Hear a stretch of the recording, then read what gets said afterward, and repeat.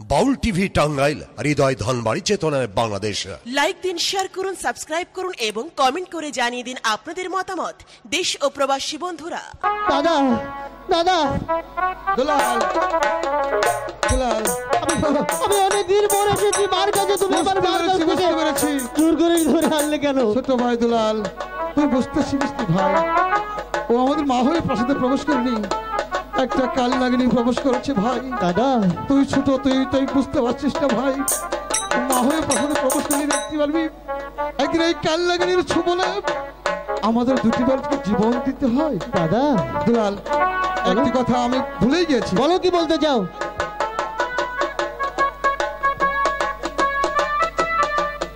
কি বলবে বলো,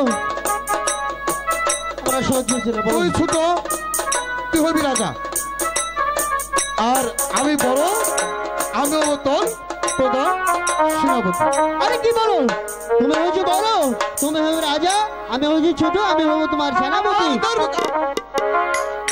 তুই ছোট, তুই সিংহাসনে বসে থাকবি, আর আমি তোকে দূর থেকে এসে মহারাজের জয় হোক, মহারাজের জয় হোক। আমি বলছি তুমি রাজা হবে, আমি হবো তোমার সেনাপতি।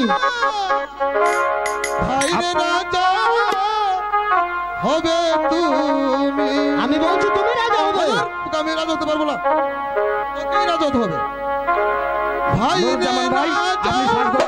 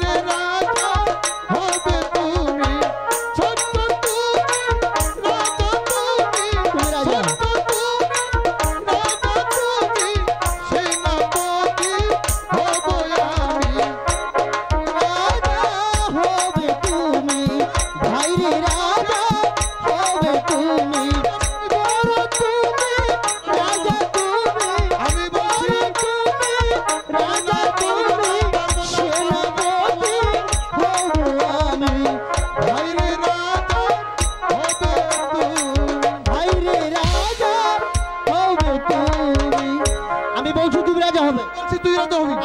তুমি রাজা হবে। আমি বলছি তুই আপন দোলাল, শক্তিগিরি দেখাবো না। তোমরা কি করছো? আপনি চেয়ে দেখুন কাকামণি, বলো। দাদা হয়েছে বড়, দাদা হবে রাজা, আমি হয়েছি ছোট, আমি হবো তার সেনাপতি। আর আমি বলছি দুলাল, তুই ছোট, তুই হবি রাজা, আর আমি হবো তোর প্রধান সেনাপতি। দেখেছেন কি বলেছে? শোনো আপন দুলাল, বলুন কাকামণি। সেনাপতি রাজা এসব হতে গেলে আগে তোমাদেরকে যুদ্ধবিদ্যা শিখতে হবে। তোমরা কি জানো? না তো, যুদ্ধ তো শিখিনি। তাহলে আমার কাছ থেকে আগে যুদ্ধবিদ্যা শিখো, তারপরে তোমরা সেনাপতি কে হবে, কে রাজা হবে। আচ্ছা ঠিক আছে, আমাদের শিখিয়ে দিন।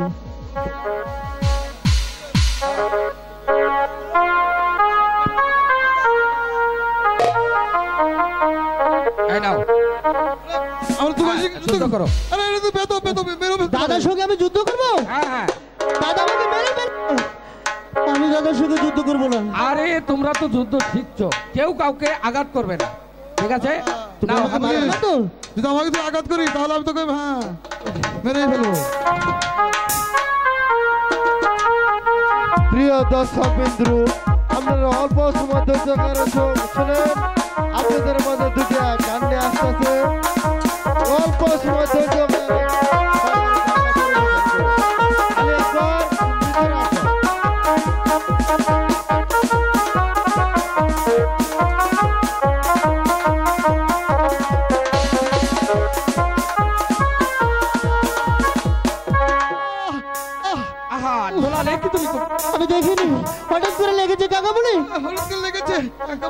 বিশ্বাস করো দাদা, কেটে দিয়ে আমি আমি দেখতে পাইনি।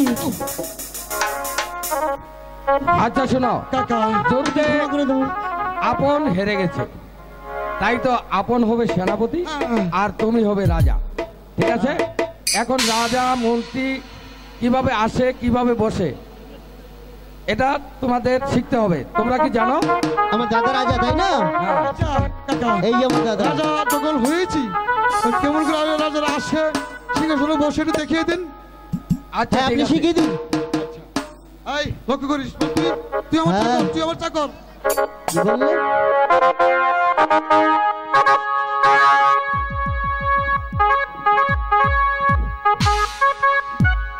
মানে এইভাবে বসবে। হ্যাঁ বসে বলতে হবে আমার চাকরকে পাঠিয়ে দে। আরে না, তুমি এখানে বসে বলবে এই কে আছিস, সেনাপতিকে পাঠিয়ে দে। আর সেনাপতিকে পাঠিয়ে দে। হ্যাঁ, এই আমাকে মহারাজ কবি। ভদ্রতা বজায় রেখো।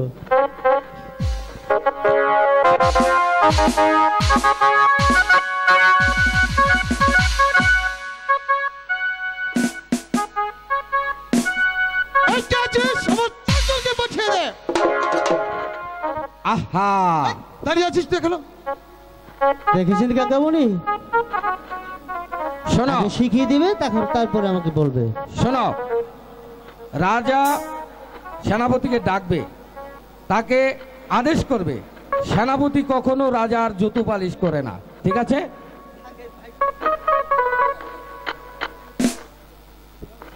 আচ্ছা ঠিক আছে, তুমি সেনাপতি দেখিয়ে দিন। আপনি আমাকে দেখিয়ে দিন। তুমি এখানে দাঁড়াও, আমি ঠিক আছে। যেভাবে যাব সেভাবে যাবে। আচ্ছা তুমি ডাকো। এই কে আছিস, আমার সেনাপতিকে পাঠিয়ে দে। আদেশ করুন মহারাজ। করলে আমাকে পুলিশ করবি, পুলিশ করবি। যা যা, তুই দাঁড়িয়ে আছিস। এই কে আছিস, আমার সেনাপতিকে পাঠিয়ে দে। আদেশ করুন মহারাজ। হ্যাঁ মহারাজ, মহারাজ, হ্যাঁ মহারাজ। হ্যাঁ, এবার হয়েছে। শোনো, তুই আমার সেনাপতি তাই না? আচ্ছা হ্যাঁ, কাকাকে বন্দি কর। না, আমি কাকামণিকে বন্দি করতে পারবো না। জানি রে ভাই, যে কাকা মায়ের আদর, মায়ের ভালোবাসা দিয়ে এতটি বড় করে তুলেছে, সেই কাকাকে বন্দি করা যায় না ভাই। সেই কাকাকে পিতার আসনে বসে তাকে সারাটি জীবন তাকে সালাম করতে হয়।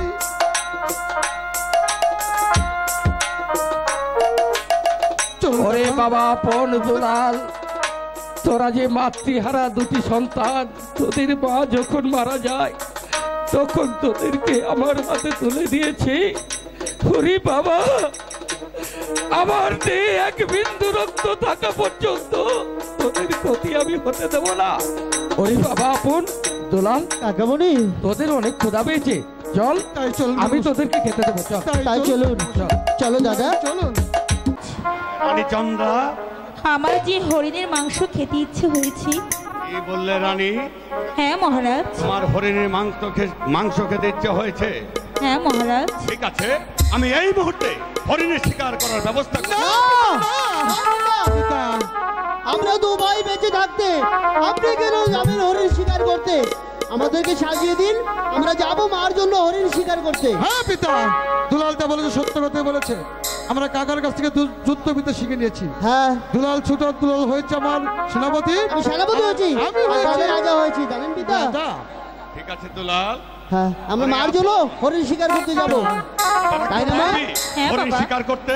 হ্যাঁ পিতা, যুদ্ধবিদ্যা যখন শিখেছি নিশ্চয়ই আমরা হরিণ শিকার করে আবার চলে আসতে পারবো পিতা। ওরে আপন, তোদের আম্মা যে হরিণের মাংস খেতে ইচ্ছে হয়েছে, ঠিক আছে, তাই তো আমিও চাই তোরা দু ভাই মিলে হরিণ শিকার করে তোমার আম্মি জানকে হরিণের মাংস খাওয়াবে, কেমন? আমরা চেষ্টা করবো। এই কে কোথায় আছিস? এই, আমার হাতে অস্ত্র দে। বাবা তোলা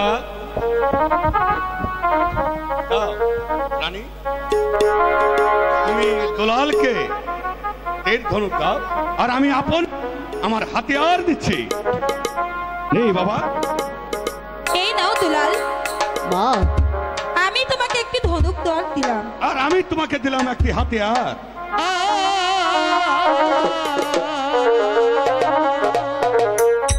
সাক্ষী থেকো চন্দ্র সূর্য আসমানার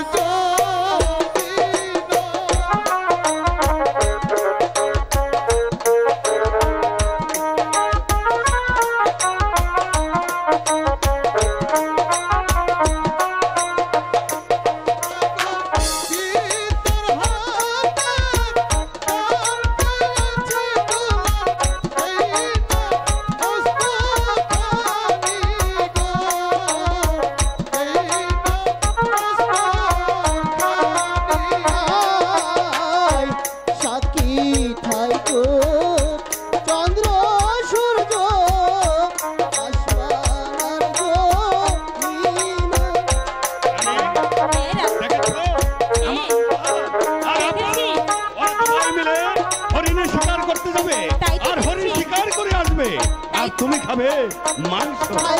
দেখছি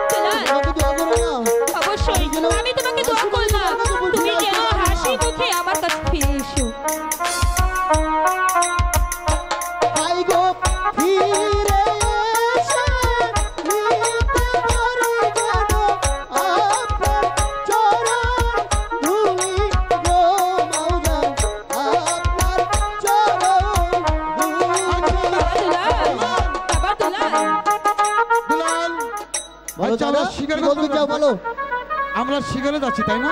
হ্যাঁ। আচ্ছা বলতো তুই কয়টি শিকার করবি? আমি বল। আমি 3টি শিকার করব। আচ্ছা 3টা হরিণ শিকার করে তুই কাকে কাকে দিবি? একটি দেব মাকে, একটি দেব কাকামণিকে, আরেকটি দেব গুরুদেবকে। আচ্ছা তুমি বলো কয়টি শিকার করবে? আমি গুনে গুনে তোর সমান 3টি শিকারই করব। আচ্ছা বলো কাকে কাকে দেবে?